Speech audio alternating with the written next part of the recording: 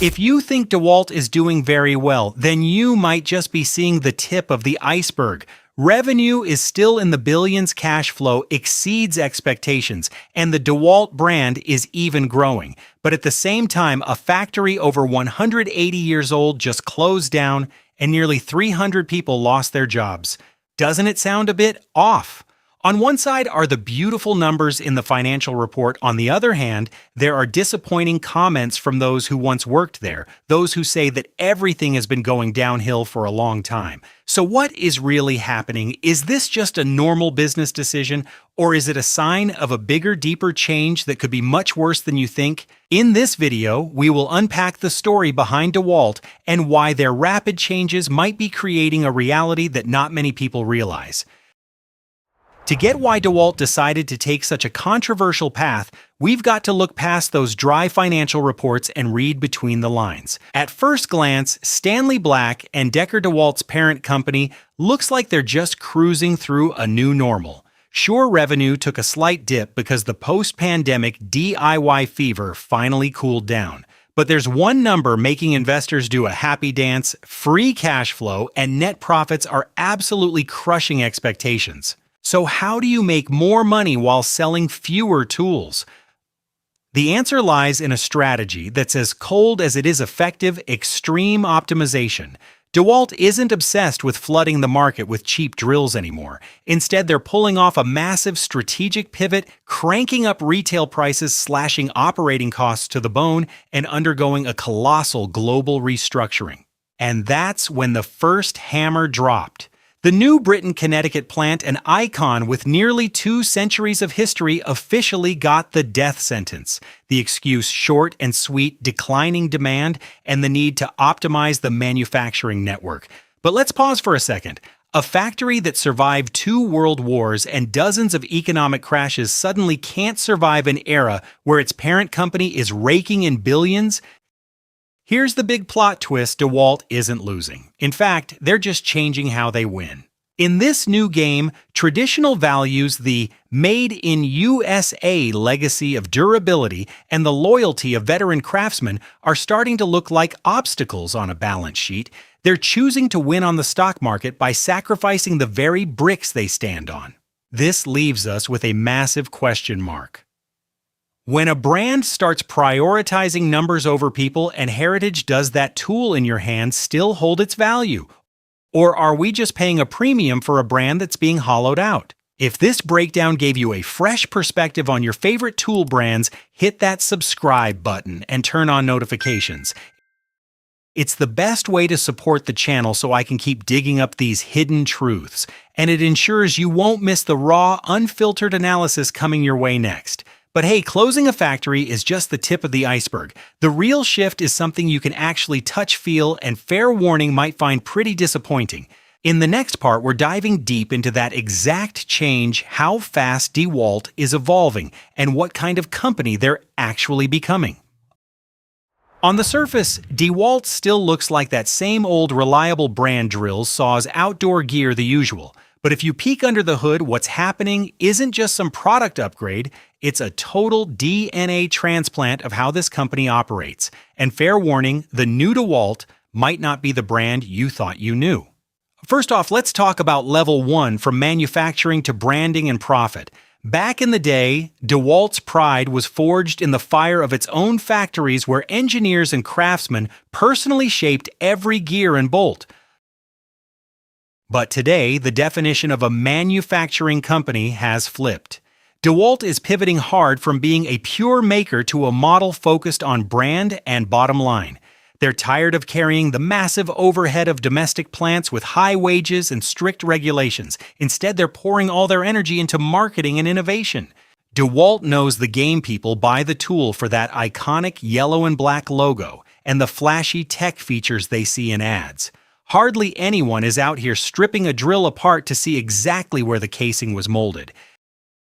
They're turning into a design brain, while the muscle work, like assembly and molding, is being handed off to third-party partners in lower-cost regions. Level 2 is portfolio optimization, and they're doing it with a hatchet. If you're a traditional gardener, you've probably felt this. Noticed how DeWalt's gas-powered mowers and blowers are getting harder to find. That's not an accident. DeWalt is on a ruthless product purge. They're perfectly happy to kill off products with falling demand or thin margins to go all in on their 20-volt and flex-volt battery ecosystems. And here's the kicker for their gas-powered line: they're moving to licensing. In plain English, DeWalt just rents out their name to a third party to make the tools, then collects the royalty checks. They don't own the assembly lines. They don't deal with factory maintenance. It's a genius move for the accountants, but it's a massive question mark for the quality consistency we used to swear by. Then comes level 3, the one almost nobody notices: financial restructuring. DeWalt, via Stanley Black & Decker, has been making moves that your average handyman wouldn't care about, but these moves decide the fate of your tools. They sold off their cam attachment business and other non-core assets to rake in billions in cash. The goal is crystal clear: pay down debt and juice up cash flow. To the suits on Wall Street, it's a masterstroke.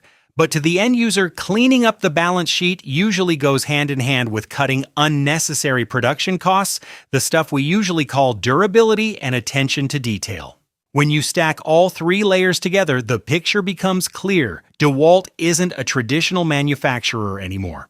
They're becoming an organization built around brand power, financial optimization, and market speed. The real change isn't in the tool you're holding. It's in the system behind it, a system redesigned to be leaner, meaner, and way less dependent on human hands. And that's exactly why things feel like they're changing so fast. Because for the corporation, this is evolution, but for the workers, it feels a lot more like replacement. If you're starting to see the big picture behind these numbers, stick around and follow the channel. These stories are always a lot messier than they look at first glance. In the next part, we're going where the financial reports won't the real-world fallout of this shift and why many believe things are actually worse than they look. Up to this point, if you're just looking at the business strategy, everything sounds pretty logical. It's a company adapting, optimizing, and doing whatever it takes to survive and thrive. But there's a side to this story that almost never makes it into the glossy pages of a financial report: what happens to the people. When the New Britain plant shuttered, the headlines cited nearly 300 employees. But for the people on the ground, that's not a statistic. That's a career, a paycheck, and the stable life they've spent decades building. Some comments online were short, but they hit hard. 300 jobs gone. No analysis, no debate, just a cold, hard fact staring them in the face. Then you have the industry veterans who basically said, saw it coming. To them, the writing has been on the wall for a long time. No surprises here. For the insiders, this wasn't a sudden shock. It was the final stop of a long, slow decline. It didn't happen overnight. It was a slow burn. One production line cut here, one retired position left unfilled there, tiny cracks that only the people inside could really see. And then one day the music just stopped. What makes this story even heavier is the feeling of having no cards left to play. Some workers talk about finding new jobs but at a much lower pay grade. Others mention having to switch industries entirely or move cross-country just to stay afloat. See, people can't pivot as fast as a billion-dollar corporation can, and that's exactly where the growth narrative starts to fall apart. Because when a company optimizes costs or shifts production, the things being optimized aren't just numbers on a screen. It's jobs, it's communities, it's a piece of heritage. Factories like New Britain aren't just manufacturing hubs, they're landmarks of local history where generations of families earned their keep. When they vanish, you lose more than just a job. You lose a sense of stability, a piece of the neighborhood's soul. That's why the community's reaction isn't just disappointment, it's pure skepticism. Skepticism toward the brand, skepticism toward promises of future growth, and honestly, skepticism toward the entire system. Some comments are dripping with irony, almost bitter. Guess we'll just have to work for less now. There's no explosive anger anymore. Instead, there's this heavy, quiet acceptance. And maybe that's the scariest part. It's not that people are protesting, it's that they're starting to see this as normal. When losing your job becomes predictable, it's no longer an event, it's a trend. When you look at the whole picture, you see 2 parallel realities. On one side, a company doing exactly what it needs to do to survive in a cutthroat market. On the other, the people who were once the backbone of that system, slowly being left in the rearview mirror. If you've made it this far, you're probably feeling the friction between these two worlds. If you want to keep exploring stories like this where the data and the real world don't always line up, make sure to follow the channel. Because in the next part, we're zooming out. You'll see that this isn't just a DeWalt story, it's a red flag for a much bigger trend. Jobs are moving, and they might not be coming back in the way we remember. If we just stopped at DeWalt, you might think this is just an isolated case, one company restructuring, one factory closing. Business as usual, right? But when you zoom out, the vibe shifts completely. Those comments you see about production moving to Mexico, Taiwan, or these new high-tech automated plants. They aren't just random guesses, they're a reflection of a trend that's been brewing for years. First up, we have offshoring moving production away from high-cost markets. When companies have to survive in a cutthroat global market, chasing lower labor costs feels less like a choice and more like a survival instinct. And in that process, stable jobs that existed for decades, just poof, they're gone. Next is automation. Even if production stays put, it's not the same animal anymore. A modern factory needs fewer hands, but it's faster and more precise. The cold truth is, even if DeWalt stayed, these jobs were already on borrowed time. And finally, there's the factor nobody likes to talk about: consumer behavior. In a shaky economy, we all love a good deal, a discount, or a budget-friendly option. This puts massive pressure on brands to slash prices, optimize production, and cut anything that isn't efficient. In other words, it's a feedback loop. Consumers want cheap leads to pressure on prices, leads to companies optimize, leads to jobs get the axe. That's why people are starting to feel so helpless. The problem isn't one specific decision or one specific CEO. It's the result of a system where everyone is caught in the gears. Here's the reality check. There are no easy fixes. There's no back to the futures button. What's happening with DeWalt is just a loud yellow and black example of a much larger shift. Once you realize that the question isn't why did the factory close anymore, it's what is this doing to our view of business, the economy, and our own future? If this kind of deep dive is helping you see the forest for the trees, consider following the channel. In the next part, we're going even deeper into the crisis of trust and why it might be the most dangerous fallout of all. At this point, the story isn't just about jobs or business tactics anymore. It's hitting something much deeper: trust. When a company keeps posting green numbers and bragging about growth while hundreds of people are getting pink slips, the natural question is, wait, who is this growth actually for? From here, the reactions start to split. Some blame the policy, tariffs, regulations, the government. Others point the finger at the corporation, accusing them of worshiping profits and ditching people. And some look at the whole system and say it's just broken. But the most interesting part isn't who's right. It's that there's no longer a common answer. Everyone has their own theory, their own lens, and their own villain. And when a society can't even agree on the cause of a problem, finding a solution becomes pretty much impossible. There's a specific type of comment that keeps popping up, not screaming, not crying, just pure cold irony. Are we great again yet? It sounds subtle, but underneath is a deep, jagged skepticism. A skepticism that growth promises don't reflect reality. A skepticism that the system isn't working for everyone anymore. And perhaps the most dangerous one, the belief that nothing is going to change. This is where the story shifts from economics to psychology. When workers stop believing in the company, they stop caring. When they stop believing in the policy, they stop expecting protection. When both types of trust evaporate, all that's left is every man for himself. Find another job, accept the pay cut, scramble to survive in a system you no longer trust. That's not a rebellion. It's a withdrawal. And honestly, that might be the scariest consequence of all. If you're starting to see that this isn't just about right versus wrong, but something way more tangled, you're not alone. Stick around, because in the final part, we're heading toward an unavoidable conclusion. The truth behind all these changes might not be what we want to hear. After all the analysis, the numbers, and the heartbreaking stories from New Britain, we're forced to face a reality that's harsher than any financial report could ever be. Let's be real. What's happening with DeWalt isn't a temporary glitch. It's not just the fault of one company or a single CEO. We're likely witnessing the birth of a new economic order, a world where the old values we once called the pillars of prosperity are being unceremoniously scrapped. In this new world order, the brand is king over the build. DeWalt knows they can hire anyone anywhere to slap a drill together as long as that yellow and black logo still carries enough weight to make you pull out your wallet. In this world, efficiency always beats out employment.